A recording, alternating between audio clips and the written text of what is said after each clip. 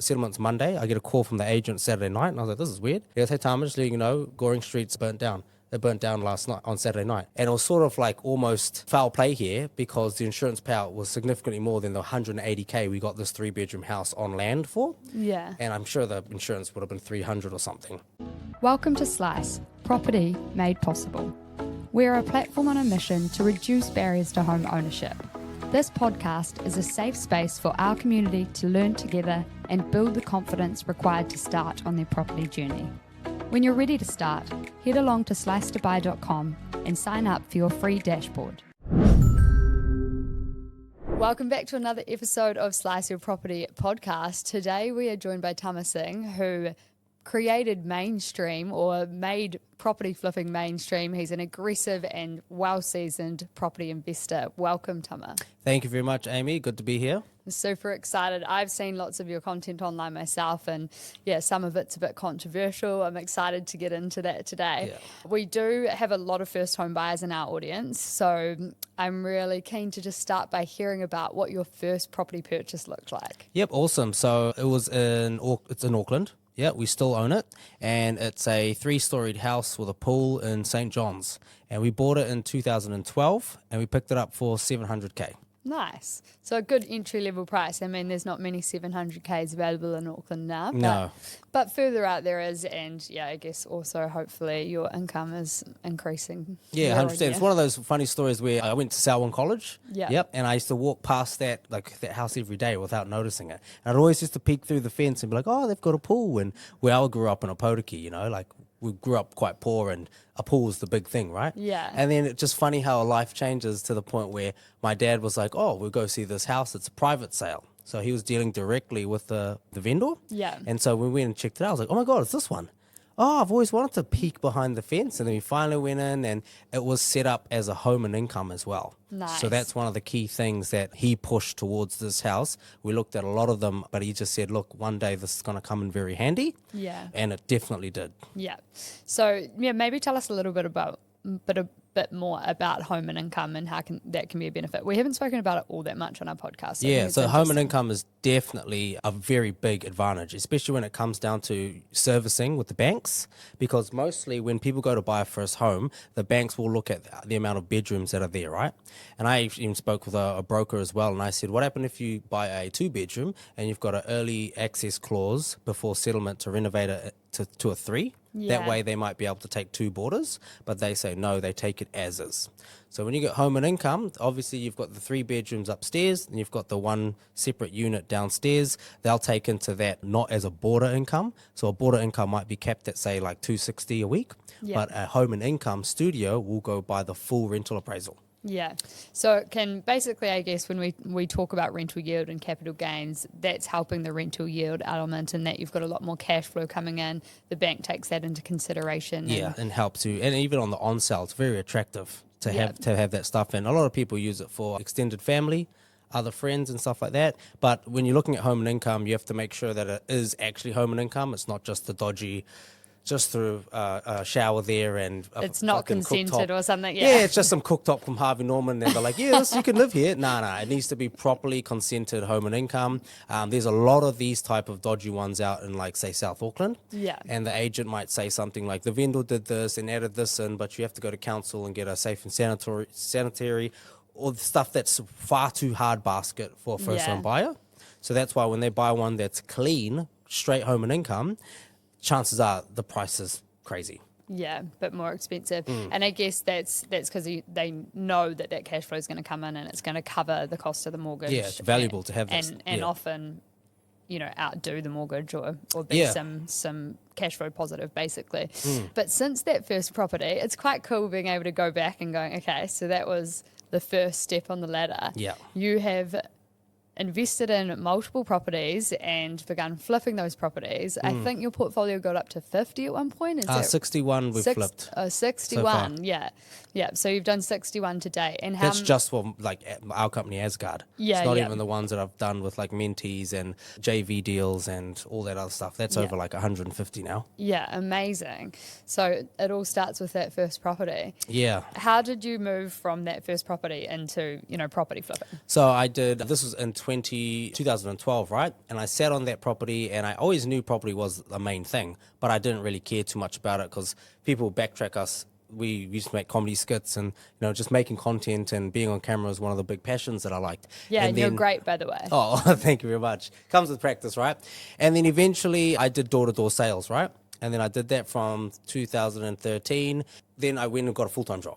And then so it was commission only, door-to-door. Then I went and got a full-time job. And then that was just working for a HVAC heating company. And then I went to one of those seminars, and someone reopened my mind to property again. And I said, wow, I need to get into this. And it all came down to going back to my dad and saying, we've got this house in Auckland. It's sitting there with dead equity. We need to do something about it and buy another house. And so we looked in Dunedin. So the next one there, so this was in 2019. And then we went, got it under contract, and we were supposed to settle on it January 16th, 2020. So the fun year of our lives, right? So settle on that, and the first one that I went for was a multi-income in Dunedin. It was a 3-bedroom and a 2-bedroom.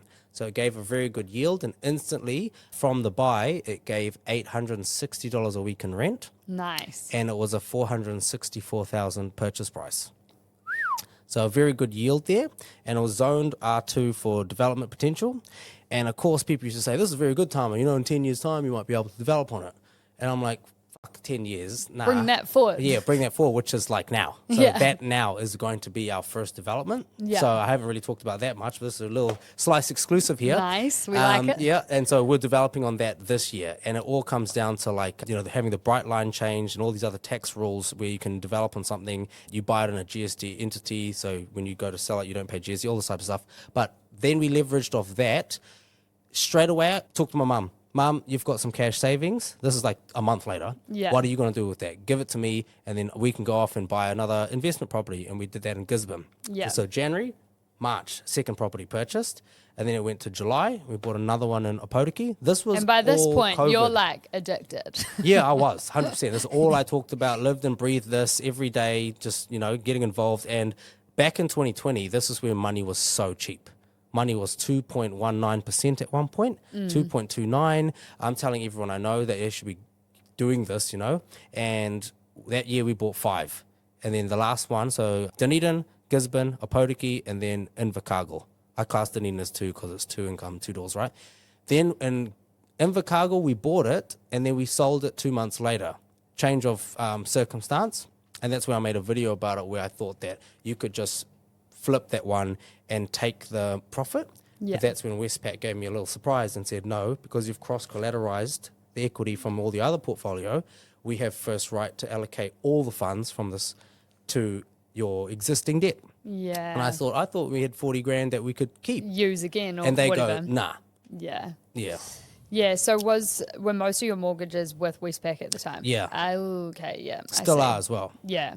But would you think about maybe moving those more, diversifying Oh yeah, across this was the banks? before I knew about split banking and all this Yeah. stuff. And who I have become as a investor in finding the best type of deals from 2020, significantly a lot better. Yeah. That's But why. but what's great is not only are you better, but you've made that progress while you learn. Like you don't need Yeah. to just learn and then execute. You can learn as you go. 100%. And I did all this while still working a full-time job. And I was doing it with the mindset that even if I make fuck all money and make nothing, sort of like going to uni for free, and eventually I'll springboard into something that's just earns a lot more than just a general 100K a year salary. Yeah, amazing. And so that's basically 2020 and it's Yeah. now 2024 and you've got all the way to 61 properties. Yeah, so then 2021 rolls over, April 2021, and that's when we created our company, Asgard Investments. Yeah. And me and my business partner, who's a builder as well, we just said we were doing work for other people, making them quite a bit of money. We're like, well, let's go out on our own now. And we bought our first property, 4-bedroom in Westport, Nice. which is one of the poorest, shittiest fucking weather places in the country. And it was the most difficult renovation we've ever done. By July, the worst 100-year flood happened. And the day that we were going to put staging in, so the house is done, right? Staging's going in, the house is done. Flood water's up to here. But we got insurance. Yeah. And so that was house one. And then it comes down to that thing I always tell people is that if you are, especially property, because it's relatable, right? You can talk about it to a lot of people and it won't really go too much over people's heads. Yeah. Because we're in a property right now. When we get in our car, we're driving to another property, Yeah. whether we're renting or you're buying. It's a very real and tangible Correct. asset. And that's when other people came out and said, hey, can you help us get into a property? Or we could look at JVing or investing. So just for those listening, JV, like joint venture, going into, some sort of partnership and investing in a property. Absolutely. Because as we know with a lot of people out there are very lazy and they're very risk averse, where they'd rather just pass the entire control and funds over to someone that has a bit of a track record rather than do it themselves and be scared to mess up. Yeah, yeah, definitely. And I think it sounds like you've learned so much from that. I mean, insurance is such a key one. I know some people, I'm from Hawke's Bay originally, and so very badly impacted. And some people didn't even have insurance between the settlement deadline, like between making the offer and it going conditional and then them being the owner. There might have been a day or 24 hours or 2 days or whatever, and they lost out. So yeah, insurance is obviously key. Luckily, you did have that in place, or not luckily, you knew what you're doing in that regard. But what are some of the bigger learnings that you've had from going through, all the different property purchases you've gone through? Well, that's that insurance is definitely there. I even posted a video where this house was burnt down, and we went unconditional on it. And 3 days before settlement's Monday, I get a call from the agent Saturday night, and I was like, this is weird. He goes, hey, Tama, just letting you know, Goring Street's burnt down. It burnt down last night on Saturday night. And I'm like, what? And it was sort of like almost foul play here because the insurance payout was significantly more than the 180K we got this 3-bedroom house on land for. Yeah. And I'm sure the insurance would have been 300 or something. And understanding how the sale and purchase agreement protects you when you've paid your $21,000 or $20,000 deposit, that when the house burns down, the agency has to refund that back, even though you've been unconditional for the last month. Yeah, it's not until settlement, obviously, that it goes under your insurance.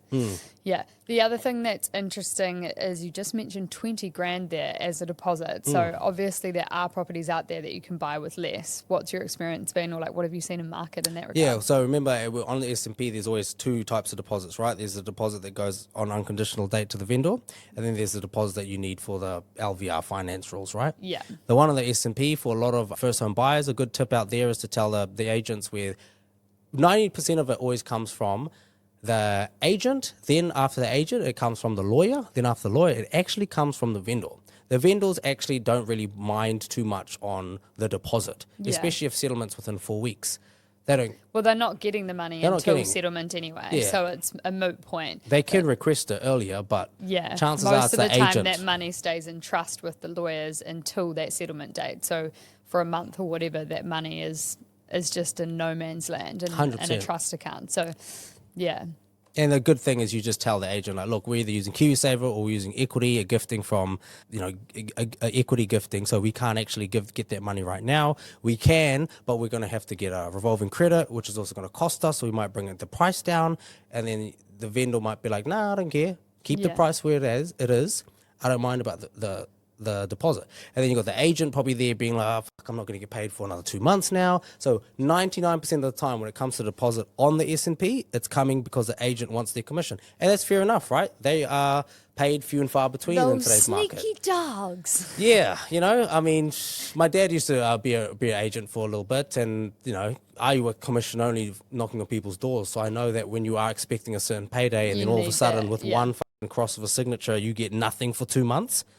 That's all it takes. Oh, no, paid in full upon settlement, and the agent will be raging. Yeah, and right now in this market, that's probably hard for some to swallow. But yeah, for those that do have money locked in KiwiSaver, keep that in mind. You can negotiate the amount of deposit. You can write zero. Yeah. I will not pay a deposit. I'll pay in full upon settlement. Yeah. Yeah.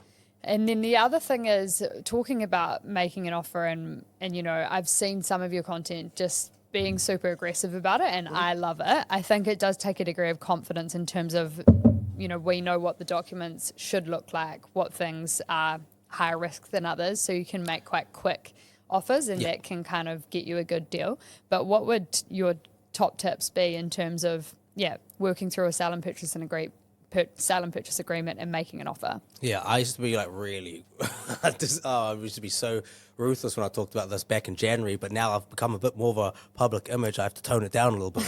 But yeah. No, take it back. So the sale and purchase agreement, people need to realize it's not a scary thing, right? If you make a wrong move on it, then yes, it is, but there needs to be certain clauses, right? People would say don't skint money on a good lawyer, right? Yeah. A good lawyer is, as I think I even read on one of your posts, is that anti-money laundering rules, you guaranteed need a lawyer as your power team when it comes to buying a house, right? Yeah. Every single other thing you don't actually need. You don't really need a builder, a mortgage broker. You don't need even an insurance broker. If you're just a cash buyer, you can just buy with no insurance, right? Yeah. It's very risky, but you wouldn't do that. But a lawyer, you literally legally need that to buy and sell a house, right? So most people, if they have a good relationship with a lawyer, and you could say to them like, hey, I'm looking at buying a house. Is there any chance that I can fill in the S&P and maybe just flick it to you first to get your eyes over it real quickly? And you want to sort of pitch it to them in a way where you're reading between the lines, where you're like, I hope you don't charge me for this. Yeah. I'm not asking you to completely vet every single thing, but I'm just asking, like, can you quickly glance your eyes over it? This is how you pitch it to them and that type of stuff, right? But the risk there, so you want to know the clauses. You have to understand the actual clauses. A lot of property investors out there would be like, have you read the entire S&P? I'm like, fuck no, of course I'm not reading that. It's 21 pages and there's thousands of words there. You can probably paste that on an AI thing and be like, give me the generalization. Yeah, and it'll we're probably do actually that. developing this technology at the moment, but we're not necessarily going to give that out to buyers because there's risk in not understanding what the AI is telling you. So it's more for our lawyers because we have partner lawyers on the platform. Yeah. But yeah, it's page 1 and I think it's 13, wherever the additional specific clauses are. Those are the 2 key pages on that document. Yeah. But I think what you said there, like you've made a good point, is don't be scared about putting an offer in. Just make sure that you have got exit clauses and ways of getting out of that. Yeah. And if you're totally not sure, you can work with a lawyer around that, but you can sort of say, hey, I do want your support with all of these things. It's just that I want to make a few offers first, see what's picked up, and then spend my money on due diligence, Yeah. particularly in this market because it's a buyer's market. If you're going to auction, you have to go unconditional. You need to be ready to, bid and be successful and not do any further due diligence. So you need to make sure all your ducks are in a row. But right now, there's a lot more opportunity to make offers, to, do different things other than go to auction. So yes, now it's an option, but perhaps it is just saying to your lawyer, this is my strategy. I want to make 5 offers with different sale and purchase agreements and then see who I can get into conversation with and then spend money on that due diligence. And your lawyer would be more than happy to help with that. Yeah, so a lot of first-time buyers need to understand there's certain escape clauses, as you were saying, like an actual due diligence clause, without going into the standard finance, builders, LIM, toxicology. You can mess with those ones there because it comes across cleaner for a vendor rather than a very messy. And when you're doing flips, especially, just as an investor, you have to think of what is the vendor thinking here, because very seldom do you get it both ways. We put a dog shit offer that's terrible priced, the most disgusting escape clauses in history, and the vendor goes, all good.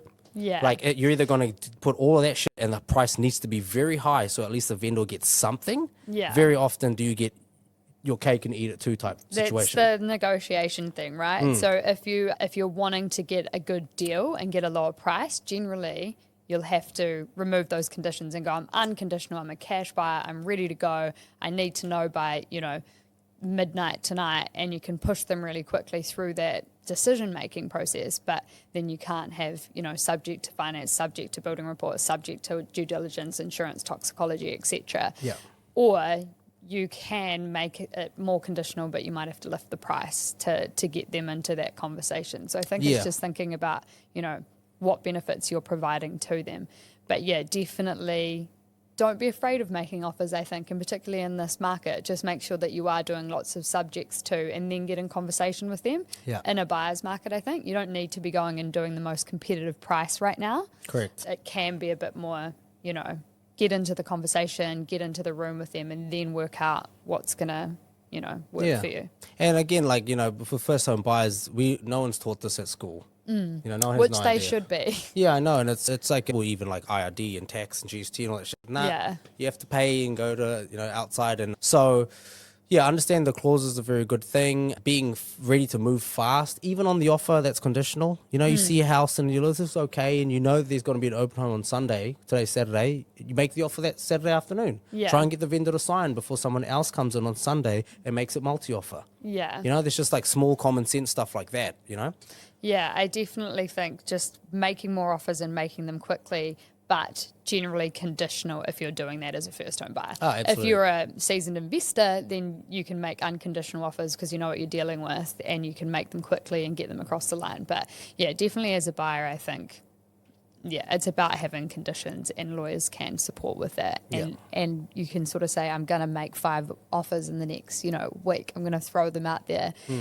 Can you just give me an idea of what conditions I should put so that I can exit, if it doesn't work for me? Yeah, and there's so many things it's hard to like even explain over one podcast. But you can make 5 offers, but you can time it with like sort of sunset clauses where you make the offer on that Saturday. And it expires at a certain... Yeah, and you say if the vendor ain't gonna sign it by Monday morning, gone, it's over. Yeah. Yeah, I don't care if he signs it, and it goes by literally the time, Yeah. Like if he doesn't sign by 12 p.m., 12:01, it's over. Yeah, and then your next offer starts and ends. So you can have those, that you can stack those offers up and be quite, I guess aggressive without being as confident as an investor as the balance that a first home buyer's got to find.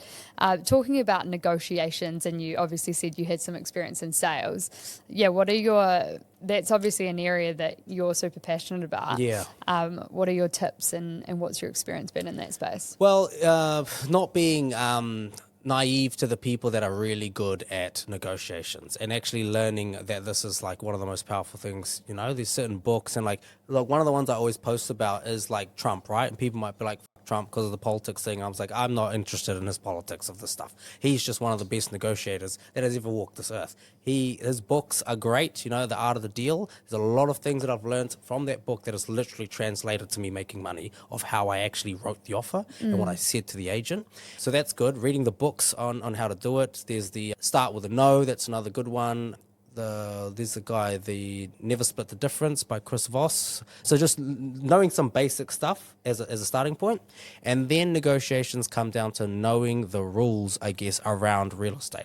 So one thing that I did to invest and get better at this is I actually paid in, I think it was like $800 back then to do the real estate agent's course. Yeah. And I got to like 90% and was like, nah, pulled out because I was never going to actually become one. Yeah, I you just wanted did to it make sure you learn. understood. Yeah. And people will be like, oh, it's a lot of money just to get that point. It's like, man, if you use that to get 15 grand off the purchase price, it's worth it. it's absolutely worth it. You can make that money back really quickly. And I think that's where, my background's law and then finance. So I've seen those two sides. I haven't seen the agent side, but I have in purchasing myself. And I think, there are some interesting things that you can work out that can help you save money. Yeah. With my first house, I bought in Raglan and I ended up getting a building report, seeing a few things wrong with it, and then negotiating the price down. Now, this is one of the things that did go a little bit viral on our TikTok because they say, you shouldn't be purchasing a house and thinking that you're going to pay less for it and negotiate down after the fact. But if it is by negotiation or by an offer, it's not illegal. You can do it, provided there is something there that, justifies that approach. And it wasn't pre-validated, so don't come at me. Yeah, because the vendor could have just been like, nah.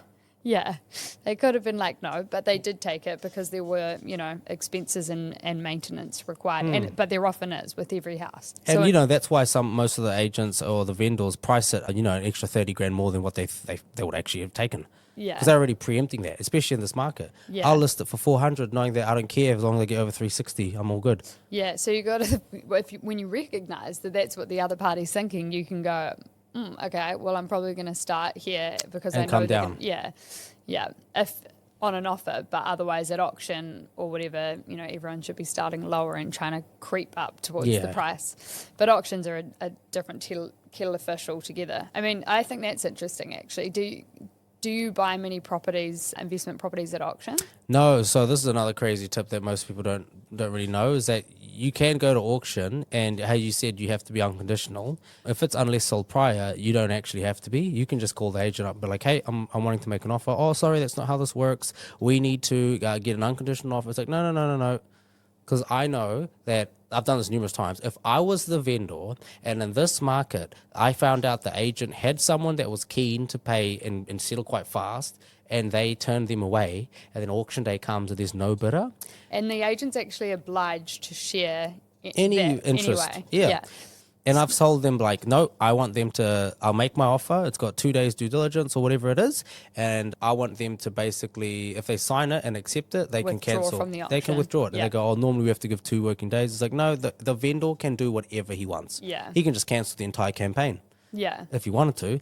And this is where it gets down to the point where a lot of agents are trained, 1 year into the business, 2 years, and they have no idea that someone can actually do this. And it's like, well, just think about it. The vendor can actually just do whatever he wants. But there is some marketing things there where if it wasn't unless sold prior, that's when they can't. Because you ask, oh, why is that? It's like, well, other people, if it's not marketed unless sold prior, they go out and buy the limb, pay for the Bulls report, maybe fly from overseas or wherever the hell to come view this house and do their due diligence. On the basis that they were able to partake. That it was in 2 weeks' time. And all of a sudden, it's taken off the market and they call the agent and go, no, it's sold.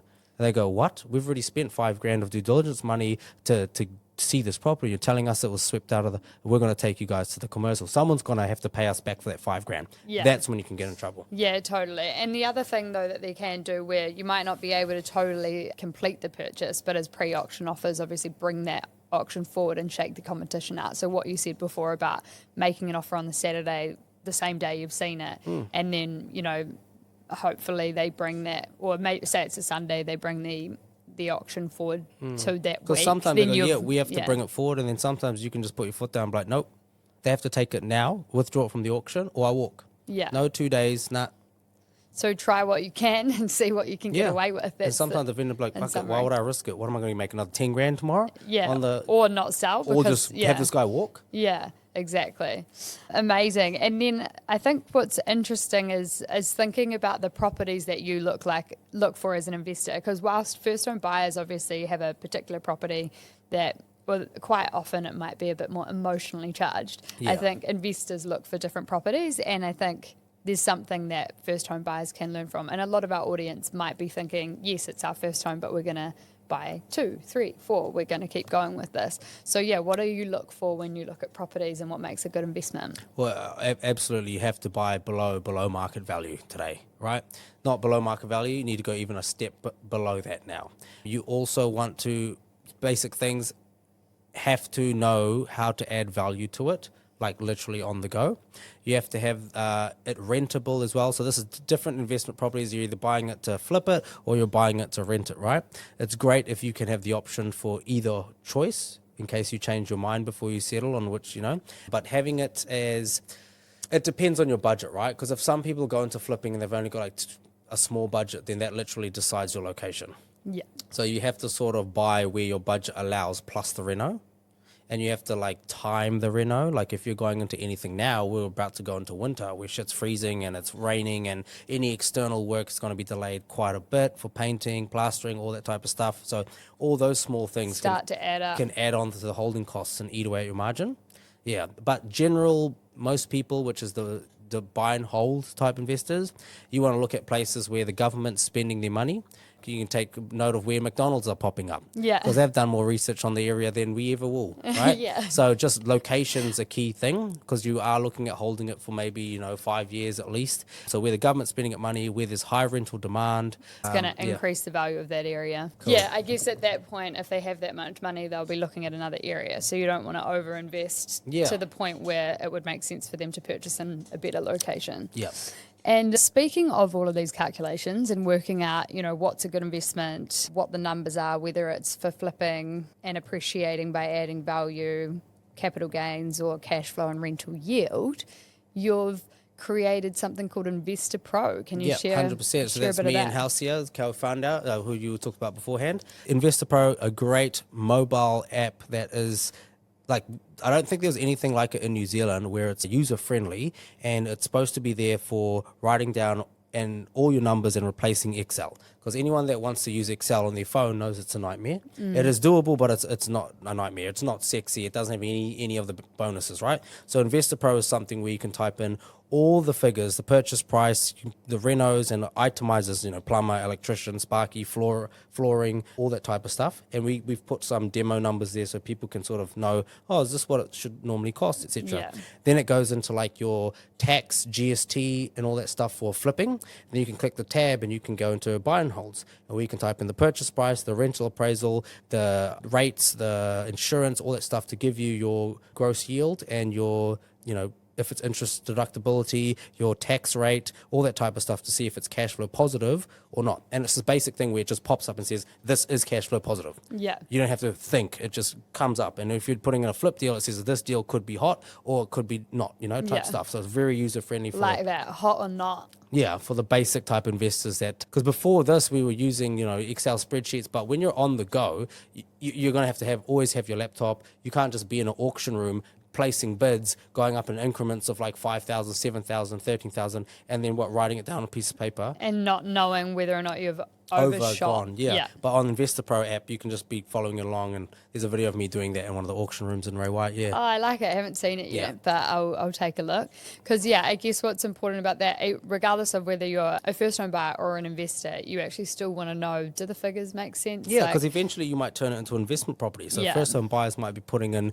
that property in and putting the rental appraisal and see, damn, so if someone else was going to rent this, they're going to have to be topping this up $2,000 a month. Yeah, because you might live in the home for a while and then you might decide to rent it and buy somewhere else. So Correct. Actually keeping in mind, is that cash flow positive? So it obviously does a rental yield, you said. Does it calculate for capital gains? Not for capital gains because, that's somewhat not 100%. No one knows that. You can put in your forecasted like 3%, 5%, right? Yeah. Which we are adding as a feature when it's on the App Store, which is coming soon. Nice. Yeah. Yeah, that's exciting because I think it's good. Some people will be looking, as you said earlier in the episode, they'll be looking for that rental yield, the cash flow to cover the mortgage. Others will be looking at capital gains, which is that longer term thing generally, unless you're forcing value by renovating. Yeah. But I guess it can be a mixture of both, or it could be one or other, and I think it's super useful to have that on the go. Yeah. We teach it in our course. We just have like a 4-module course that we take people through actually what those different types of investment are. Yeah. But it's so handy to have something there when people are looking to actually go, this is or isn't where I want to be based on, whatever our strategy is. Yeah.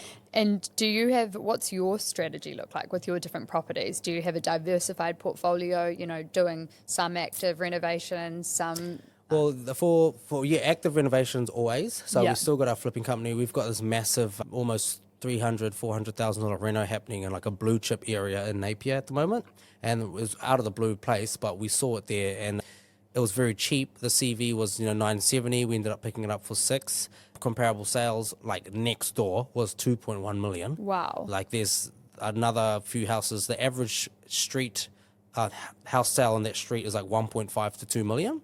So we were like, well, why don't we get ours for 6, spend 3 to 4, worst case we're all in $1 million, and then we end up selling it for 1.3 or something. Nice. So you work out the ROI where it's like, okay, you get 300K, how much cash do you have to put in? We leveraged another property to pay for the $200,000 deposit. Yeah.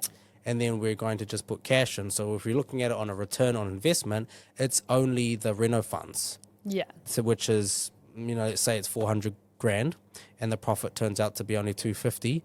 So 250,000 divided by 400K cash in gives a pretty good return on investment in maybe 5 or 6 months. Yeah, amazing. So I didn't know whether you did diversify and hold many properties or you were active, but it makes sense because you've obviously got such a large portfolio. You're sort of trying to churn. Well, those ones I bought in 2020, I still have 2 of them. Yeah. And then Guard also has quite a lot of others as well that we're currently holding on and then thinking of selling. One of them includes a massive 9-bedroom place that gives $1,650 a week in rent. Nice. And the mortgage is like 300K. Yeah, that's so good. Yeah, hey? and it's rented to like 5 registered nurses from a hospital. Cool. So Yeah. steady income. Yeah, good Is it tenants. located near the It's hospital? up Northland, yeah. Yeah. So I guess that's another thing to think about is actually, do people want to live in that area? Is it a renter's area? Yeah. Because that can always be helpful. But I think the room thing is massive as well. Like I was on a podcast with my grandma who was saying she was stacking like bunks just in the hotels and then obviously renting out the room based on like 4 bunks instead of 2 single beds. It was motels and backpackers, not hotels. So you can get away Standard with that Monopoly sort of thing. type. Yeah. Game of Monopoly. And she did really well, like in the early 90s and 80s, but especially, for a Māori female at that point in time. But yeah, basically there is money to be made when you can create more rooms, right? Where you can get... Well, nothing adds more value than another human being that can pay, has money, has a job, that's the number one value. And, of course, it helps with finance. Yeah. Yeah, basically, if you have more people that are willing to pay, then you can generally get more lending or... Yeah, because you have to think about it on the other end. That's one of the things I teach all the time to people is like, when we buy a flip, you always have to think about the exit, right? If you're buying a 3-bedroom home and you convert it to 4 and you sell it, and chances are it's just a husband, wife, and maybe a kid buying it, if they really love it, and they might not have got finance if it was a 3, or they got 2 kids, they might have not got finance if it was a 3. Because it's a 4, the broker can say, well, why don't we just put it down that you might get aborted in the future? Yeah. Boom, extra $250 a week. That changes the servicing. Bang, they can buy it. Yeah. Finance condition satisfied. Yeah, so not just thinking about the fact, you're actually thinking about who you're selling it to. So if you can sell it with more rooms, you're actually enabling families to get lending in a sense, because they're going to get more lending if there's more rooms. Yeah. Absolutely. Yeah. So if you were a family of 3 buying a 9-bedroom house for $300,000, they'd probably be like, take our money, the bank, I mean. Yeah. Amazing. And what do you think are some of the, I think, biggest lessons that you've had, or like if you could go back in time, what advice would you give to your younger self? Probably get into it a lot earlier, because, I've only been doing this property flipping since 2021. Yeah. Like obviously probably started in 2020, but there's probably an age, I'm only 31 at the moment, so there was a point where could have got into it maybe at like 26 instead of 28. Yeah. I mean, we always want to do things earlier, right? But then I could have got into it then, flow down somewhere and got hit by a bus, got stabbed on the street, just got killed. You just don't know. So there's no what ifs in at all, right? Yeah. It's basically like, nah. I mean, there's other things where it's like timing the renos. Like we did quite a lot of work in like the South Island coming into this time last year. If I'd known better, I would have stayed away and only done like North Island renos at this time because of the weather. And New Zealand weather's so fucked these days. Like Auckland was underwater a couple of years ago in February. Yeah. Like no one saw that coming. So, but just timing weather for renos, that's a big thing, especially if you've got like 2 or 3 projects on the go, all in that location. Yeah. But I mean, there's always going to be variables, right? Like you think about COVID and how that impacted the cost of building. Yeah. Weather events can, be unknown. But I guess now that we know that they're likely to occur more often, you know that. But yeah, I think it's a really common theme from anyone that I have asked that has said, go sooner, go harder. Yeah. And I definitely respect that and feel the same. I guess it's also, we have our journey and things happen at the right time. But for those listening that are on the fence, maybe that's the push you need to get in. Absolutely. And another question, because obviously with these properties that you're flipping and purchasing a whole lot of them, there's a bit of criticism, I'm sure, that you receive around your job and what you're doing. How do you manage that, and what has that been like? No, just kidding. Hey, we're all going to die one day. Everyone's look at what's happening with inflation and how expensive shit is going, right? I could have just sat on the sideline, been a keyboard warrior, same thing as them. Yeah. And the whole family would be struggling, and like everyone is that whole like, you just have to realize, with property investors, we're adding value to the housing market. We're improving rundown houses that are munted. Like, the government ain't taking care of those things, right? They put in things like a law, like healthy homes, to force the landlords to do that. Yeah. Right? They aren't going to do any of that. What they did, like eco subsidies for like heat pumps and installation, that's it. Yeah. Cosmetically upgrading them, it's the private sector's responsibility, right? Yeah. So if these houses aren't getting done, then who's doing them? And It a has lot to of be people property can't investors. get lending on those properties Because they're too badly run shaped. down. Yeah, exactly. So, I mean, and then there's the balance where if they're making a lot of money from this type of stuff, it's like, well, it isn't a eligibility criteria. Like anyone can learn this and get into it. Yeah. You don't have to be like You don't have to be born like with a silver spoon in your mouth and go to uni and be picked at a scholarship to become a property investor. Yeah. I came from a podaki and been doing this. Yeah, exactly. So it's really find your opportunities and be curious as opposed to be a keyboard warrior. Yeah, be a keyboard warrior. That's just, the tall poppy syndrome and all that stuff, We have a lot of it in New Zealand. I think I said something recently and someone was like, oh, that's such a good quote. I'm going to steal that, which is play the game, win the game, change the game.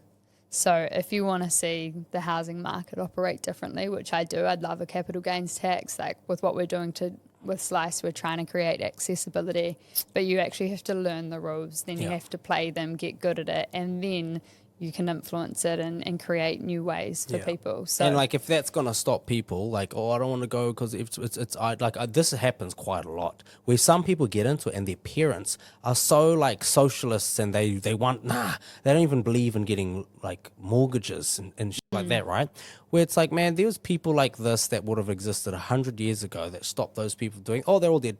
They're all dead. No one remembers anything. No one cares about you stopping them from doing something. It's like they're just dead. Now, you only live once. yeah. Don't let someone else's paranoia on you becoming a greedy property investor stop you from going and buying your home. Yeah.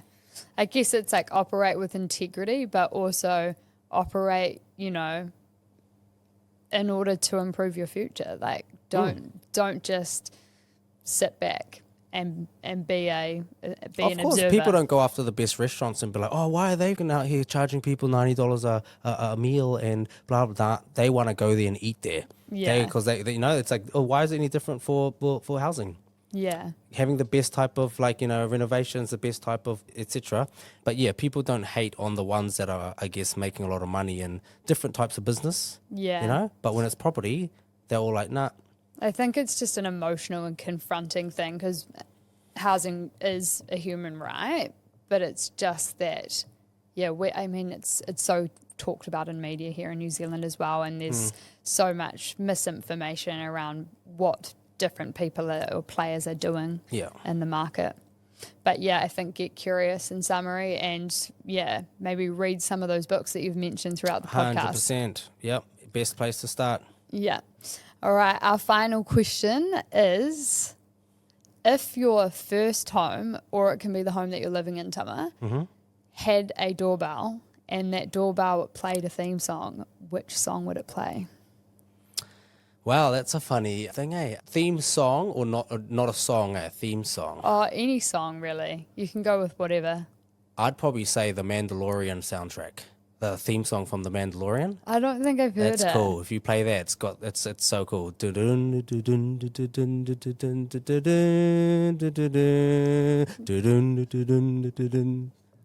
there? Fuck off. Is that what? once that plays, that's what Who's you're there? say? Oh, it's IRD. Shit. Yeah, hilarious. Okay. But yeah, Mandalorian. Love it. I'm going to take a listen. Thank you so much for joining us. Cool. It was great. Thank you for joining our community. Buying property isn't easy, but listening in will get you one step closer on your journey. Please leave an Apple or Spotify review and provide feedback so we can improve your experience. Join our Facebook group, A Safe Space to Learn Together, or follow us on Instagram at Slice2Buy. If you have any questions or topics you would like us to touch on, you can email us at hello@slice2buy.com. A quick reminder, Slice the podcast does not provide personalised investment advice. We are not acting as financial advisors or taking into account your circumstances. To get personalised advice, join us at slice2buy.com and engage with our partners who can act as your financial advisor or lawyer and support you with your specific needs.